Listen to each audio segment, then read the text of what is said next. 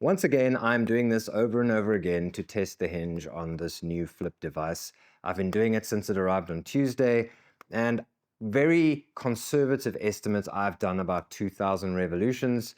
If you're a sort of casual user, maybe you do 5 revolutions a day, conservatively. Some days you're not going to use the device, and that brings us up to 200 days use, and I am not seeing anywhere. Like, there's a little bit of a creak if I pushed at the back here, but that was there from the start. It just isn't showing any wear and tear whatsoever. The hinge has one position, so there you go, and then there, and then it's got this play here for just in case. So really just one position. It closes really nicely. These bumpers are, I just want to check them quickly for you. So these bumpers go pretty deep into the device. Retro Pocket Flip, it actually popped out for one reviewer, and for me it also came out and I had to put it back in again. This is deep into the device, very snugly fits, and it's got a little bit of glue. I don't think those bumpers are going to come out very easily. Now, performance is pretty good. They have pre-selected a bunch of games here, which all play, obviously. You've got PS1, you've got PSP. I haven't done much PSP gameplay. You've got Nintendo DS, R2 buttons, switching the screens around for you. And then you've got the menu button that works throughout the system, whether it's RetroArch or the standalone emulators. And then all the systems have got bezels and filters and everything pre-selected. So it does make a bit of a case for using stock firmware, but we'll talk about that just now. Here already we are seeing the benefit of having joysticks. So we'll talk about the debate and the severe online anger about having joysticks on here. But it does mess up the design. It doesn't look as Game Boy SP-ish as we would all want, but you are getting more compatibility, and it's just easier to map things and not have to fiddle with swapping the way that you map your buttons and all that. Although Linux, once you kind of set it and forget it, but then if you are in something like N64 where the buttons move around and you've got different buttons for different things within different games, just having the sticks there all the time is nice. They've even got some Dreamcast on here, and as you can see here in my arcade game / dpad test, and in my horrible attempt to win here, I did get my Shoryukens and Hadoukens in fine, and with these direct clicky buttons it does work well. This D-pad works quite well. Again, you'll see these bezels. I don't like the Game Boy bezel, but the scaling, it makes it very small. Someone was asking about the scaling of Game Boy games. It isn't ideal, but it's not the end of the world. I think some people might hate it. I mean, with the filter and stuff that they've picked here, it looks quite nice. And do a little bonky poo here. Ah, come on, how do you get across? And then Game Boy Advance, they have put the LCD V2 shader on here, but obviously your scaling is perfect. And I wanted to compare this to the Miyoo Mini, but in my excitement to prepare for today, I have dismantled that because I wanted to see how they did the dampening for their dome switch buttons. The Miyoo Flip is once again in pieces, so I can't show you the scaling on there for Game Boy Advance, but needless to say, it's better on here because this is what it was designed for. And now I've just been playing Golden Sun on another device, on the Anbernic RG34XX, and they've got some Golden Sun going there. Let's just get outside and see, because this screen to me seems a little bit more on the blue side, and this screen seems a little bit on the yellow side. All these things, you can nitpick with these things, but at the end of the day, your eye gets accustomed to however the screen is calibrated, unless it's way off, because we also do have a slightly yellowish hue on this scene because it's an inside scene. Let's see what happens when we go outside. I don't know, this does look very yellow. Let's quickly go out of this. Okay, no, it was just the scene. So the opening scene of Golden Sun is very yellowy. It looks great here.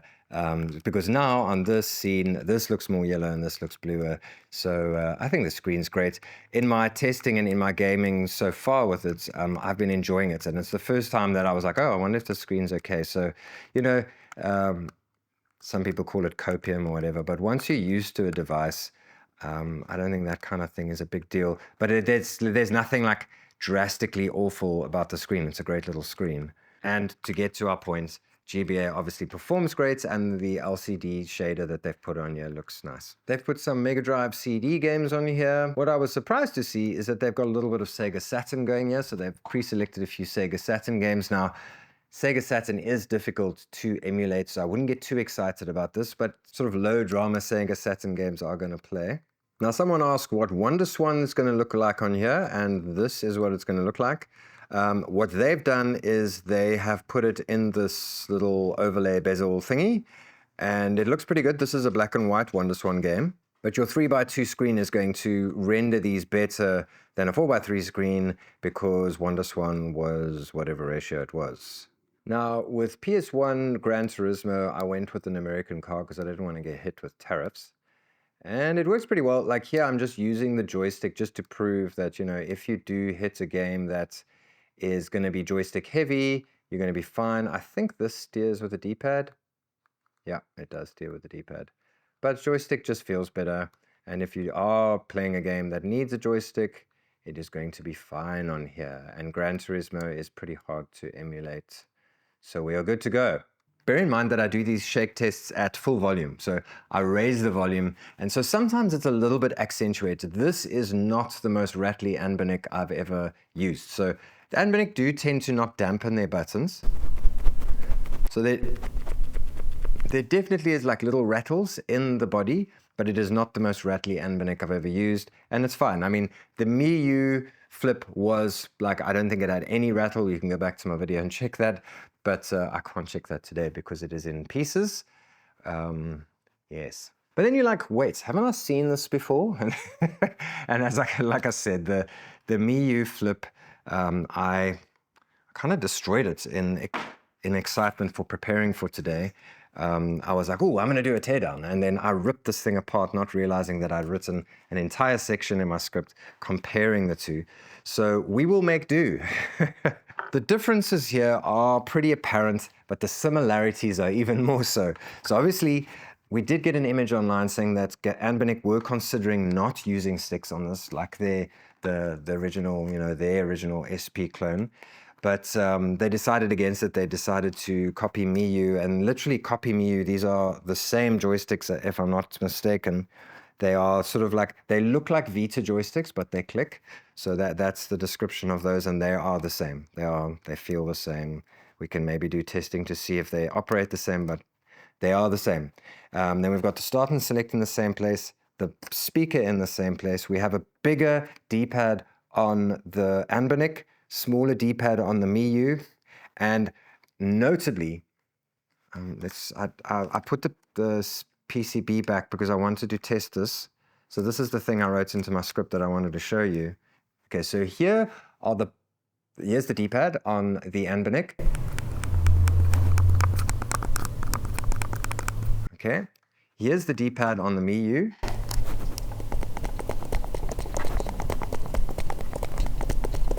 Like I'm giving it a good go there, and I think you can probably hear the PCB rattle more than the buttons. And then here's the action buttons on the Miyoo. And it's actually a little bit noisier now that the back is off. Action buttons on the Anbernic. So quickly jump to this is the V1 before they try to dampen these action buttons on the Anbernic RG35XX SP. So that's the D-pad. These are the action buttons. Considerably louder, not only clicky, but rattly. So those buttons were very noisy, and it's actually the reason I never used this, and I know there is a mod to fix this, and much more rattly than the Anbernic RG34XXSP. So this thing's less rattly, and the buttons are less noisy, but they still are noisy. So we're going to get to that later in the video and fix that, because that's the reason why I opened this up. When I opened this up, I didn't note this in my video of it, but we'll look at it later. They've put Captain tape. They've cut Captain tape to size and put it on their buttons, and that's the secret that Miyoo did to make these buttons softer. Now, the design similarities are considerable. Now, unfortunately, I took the back off, but you will see, maybe I can find some images online, but the shoulder buttons are the same. The power button is in the same position. I don't think the Miyoo has a reset button. We've got volume in the same place, SD cards in the same place. The difference here is that the Anbernic has one USB port. The Miyoo has a USB port on the top and the bottom. The bottom, I think, is for charging. I can't show you the back, but the back is so similar with the ribbing. So we do have, it is a different design. Like these corners are more rounded than the Anbernic. So that there are slight differences, but the biggest difference is the hinge. Now, I started the video by talking about how I've been doing this for quite some time. If you watch my flip video, I even emailed LITNXT who sent this to me, and I said, guys, I'm really sorry, but I tested the device and it broke, and I had to tell my viewers. And the reason, so sometimes these things happen and I look online, I can't see anyone talking about it. And then I say, listen, it happened to me, but I don't think it's an issue.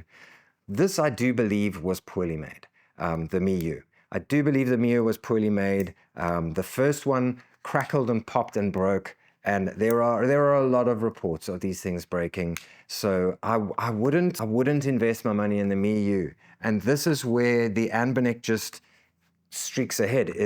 They have perfectly executed the hinge once again. I mean, it's kind of a similar design to the RG35XX SP, the same sort of thing. There's a ring here, and it's a two-part hinge. I'm guessing the metal part is here. What Miyoo did was they put the metal part, when they went with the metal hinge, they put it on one side and left plastic on the other side. So you left with varying tension on either side of the hinge of the Miyoo, whereas here you've got a central hinge, a nice strong central hinge, and it gives this smooth experience. It really is fantastic, and they have put a Hall sensor here, magnets with electronics attached, so that when you close it, it powers down the device. And I've been testing that as well, and it seems to work. So we will see if the custom firmware catches up on that, because it would be nice if Miyoo S and Newly also do the power down thing, which I'm sure they will. And therein lies a positive. There aren't a lot of custom firmwares for the Miyoo Flip, whereas here, we're going to test it, but I'm pretty sure Newly and Miyoo S might already work straight off the bat. And then a little thing, but I think it would be a big thing for a lot of people, is the case. So when the Miyoo arrived, I was quite pleased to see that they provided one of their sort of classic Miyoo cases, and I really like it. It's a fabric hard shell case, very nice. But Anbernic kind of have taken it to the next level. I showed this to my wife and she was like, oh, that's very nice. So if that response comes from my wife, it is pretty cool. It's a plastic but faux leather cover. Slots in there, little pouch for your charging cable, little clips for like a strap or whatever you want to put on there, and it clips closed like this. Little Anbernic logo on there. Very nice little case, very retro, and I think you have to pay extra for this. Miyoo do provide their case with the package, so that is nice. But I would say if you're checking out and you're buying this, definitely go for this little case if it is available. I'm not sure if it is available yet. Hopefully it is, because this is really nice and a really, really nice touch by Anbernic. Now let's get into user comments, because this is a brand new device, and so I wanted people to kind of chime in and say what they want to know. I can answer those questions in this video. Now Uncle Ultron, he's always around. He asked a good one. Is this a worthy upgrade from the 35XX SP? Now, if you've got the V2, if you bought this and you got the V2 with the dampen buttons, I don't think so. I mean, this is it's not an upgrade. So firstly, it isn't an upgrade. It is a side grade. It is smaller with a smaller screen. However, if you have this and you're not happy with a 4x3 screen, then maybe 3x2, but it is a smaller screen. This is a 3.4 inch, hence RG34. This is a 3.5 inch, so a little bit bigger, hence the RG35.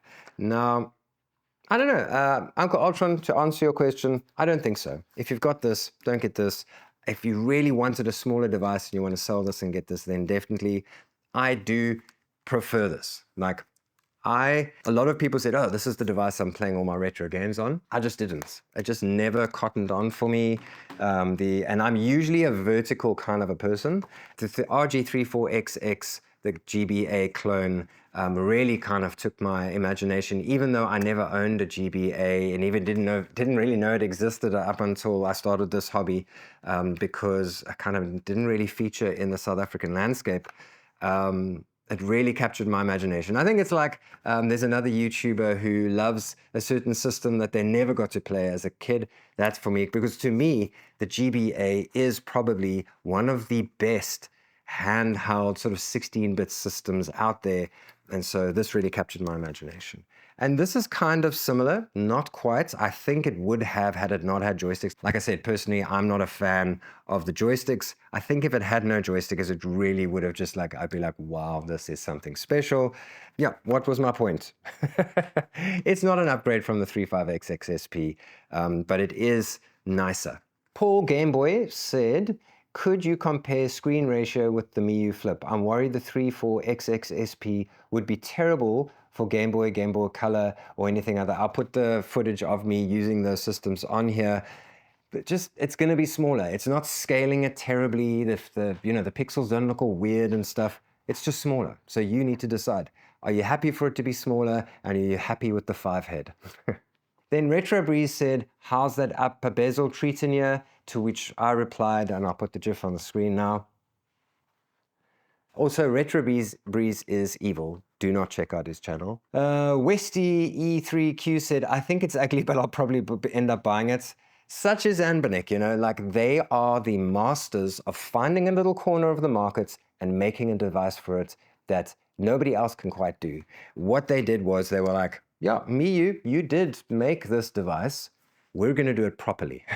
You know, so like even though if you don't like the joysticks, if you're looking for a compact clamshell, this is the only one. Like this is the only one available that is nice. There is a Powkiddy V90S, but I just don't think they're going to be able to execute it as well as Anbernic. Then Happy Haha 9000, I wish it was just a regular 4x3 screen as we've talked about. You can just put a nice Game Boy overlay on the bottom like they did with the 35XX SP. Bump the screen up, I think he means to remove the 5 head, and it's just as good as a 3x2, especially ratio, but you can also play other systems on it. That is the compromise with the 35XX SP. Here we've gone for a true to form 3x2 screen, and like I said, there's nothing like it.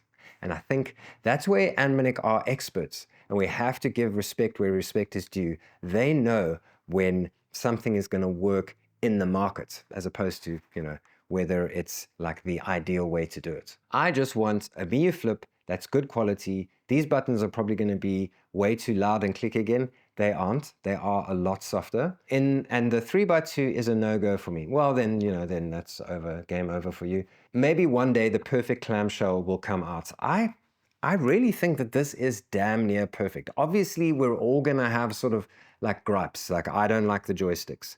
The 5 head is ugly. Things like that. But this is damn near perfect, man. Like, the 35XXP was basically perfect, and I just didn't play it. So it just depends on you. So you just need to decide. Are you willing to put up with a 5 head? Do you like the 3x2? I think if you look at this and you're like, oh man, a 3x2 screen, finally, then this is a no-brainer. This is the device for you. This and the 34XX, you know, choose between these two. Sepsawing said it all depends on the pricing of the console and how good the buttons are. I have a Cube XX and a 556.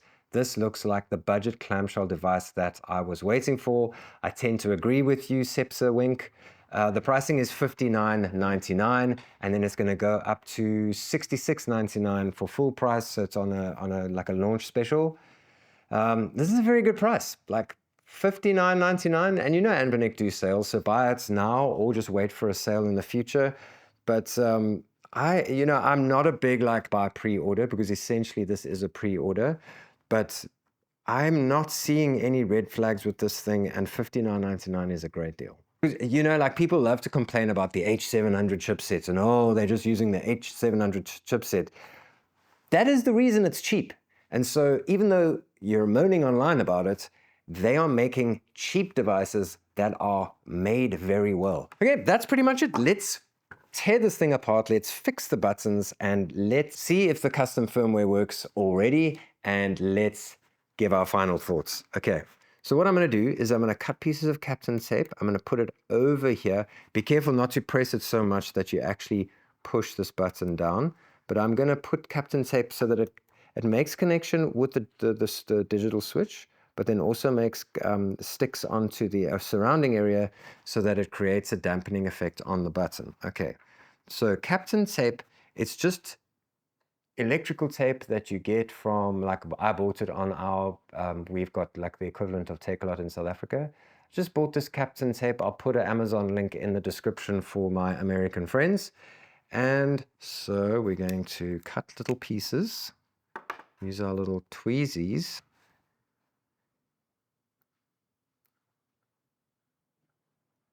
This is quite thin Kapton tape, so I'm going to do 2 layers of this. You could also put some Kapton tape on the digital buttons for the shoulder buttons. I'm not going to do that. I'm just going to do this today, and then we're going to test to see if that has made a difference. Now we're going to slowly and carefully put this all back. It works. All right, so the speaker, the mic is here by my chest. That was the D-pad. That was the action buttons. Now let's make sure it's performing correctly. I think the function buttons are better. They're still quite clicky. These shoulder buttons definitely could do with dampening. So if you're planning to use the shoulder buttons a lot, action and D-pad are pretty much perfect. Let's go do a little testy poo. I am noticing the down on the D-pad is less effective. There we go. Sure, you can work, but it's harder than before. So I've lost a little bit of performance.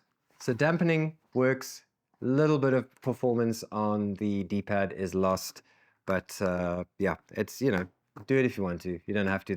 The buttons are far better than the previous, so you know, if it doesn't bug you, it's not necessary, but I thought I'd put that in the video for the people who are a little bit concerned about it. Yeah. So I installed Miyoo, I installed Newly, I installed Miyoo OS. They all sort of work. Miyoo needs to have the screen set, so somewhere there's a setting that needs to be set so that it knows that it's a 3x2 screen. Newly and Miyoo OS don't seem to shut down when you close the lid. Miyoo does seem to at least switch the screen off. So look out for those. They just need to do minor tweaks to make them work perfectly. So final thoughts, is it worth it? Yes, it is definitely worth that 59 to 64, whatever it was, dollars. The hinge is good. The screen is good. The controls are good. If you want to dampen it, you can. You don't have to. There are very few industries in the world where the community will say, we want this, and it materializes. And this is what this is. People have been saying, we want a small, compact Gameboy SP with joysticks. And here it is, and it is pretty much the only one you can buy right now that is decent.